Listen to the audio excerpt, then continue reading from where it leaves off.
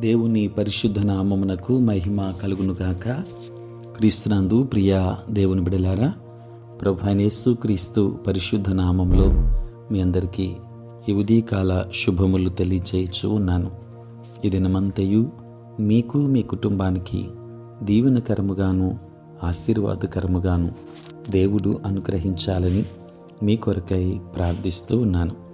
నేటి దినము కొరకు ఏర్పాటు చేయబడిన దేవుని వాక్యము ఎఫెసీ పత్రిక 4వ అధ్యాయం 15వ వచనం. ప్రేమ కలిగి సత్యము చెప్పుచు క్రీస్తువలే ఉండుటకు మనమన్ని విషయములలో ఎదుగుదము.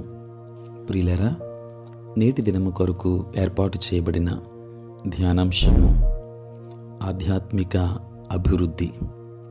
ప్రియులరా, ప్రభు అయిన యేసుక్రీస్తు విశ్వాసులను ఎన్నో తలాంతులతోనూ ఆధిక్యతలతోనూ నింపి అనేక పరిచర్యలో వారిని వినియోగిస్తూ ఉండగా కొందరు ఇంకా పసిపిల్లల వలె ఉన్నారని అపోస్తలుడైన పౌలు గుర్తిస్తూ ఉన్నాడు.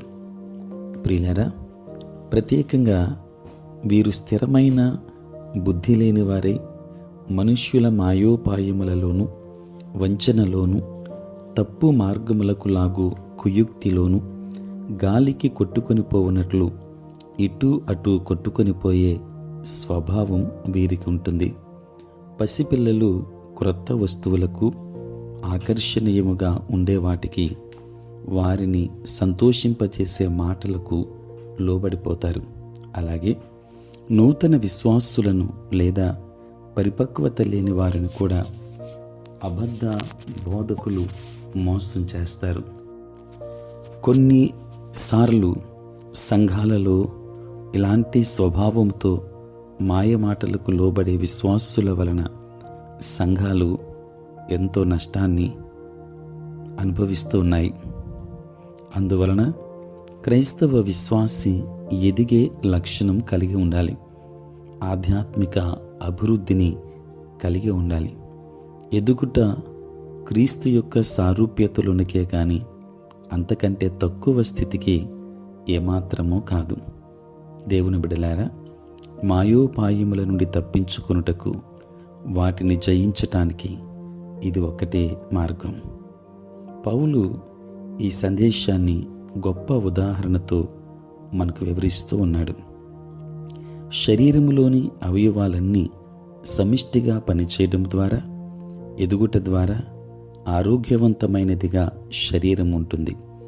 శరీరం శిరస్సు యొక్క ఆజ్ఞలను సంపూర్ణముగా శిరసావహిస్తుంది.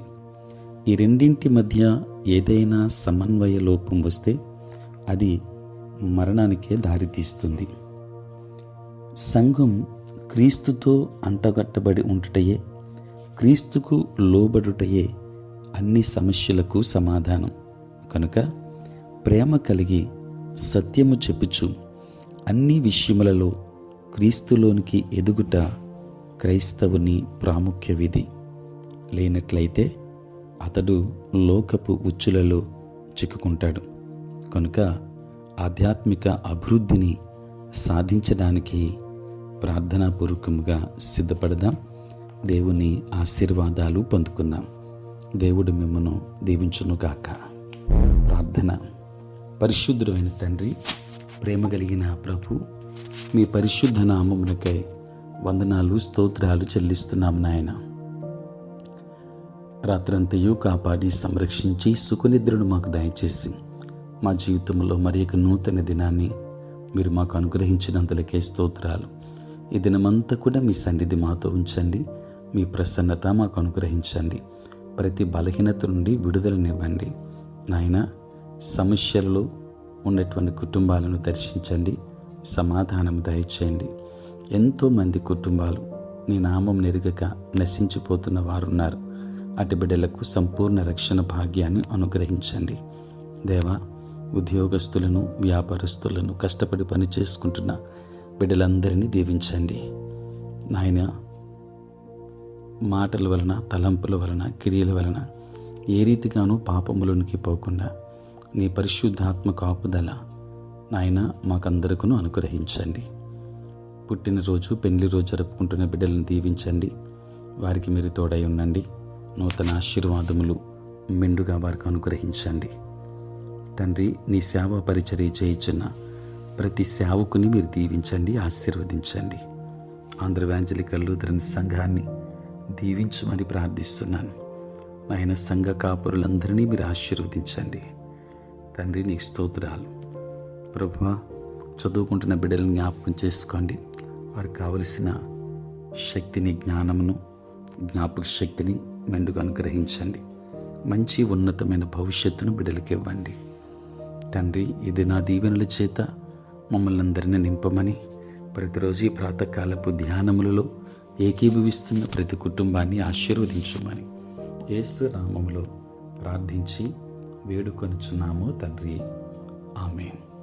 తండ్రి, కుమార, పరిశుద్ధాత్మ త్రియేక దేవుని దీవెన సదా మీకును మీ కుటుంబానికి తోడై ఉండును కాక. ఆమేన్.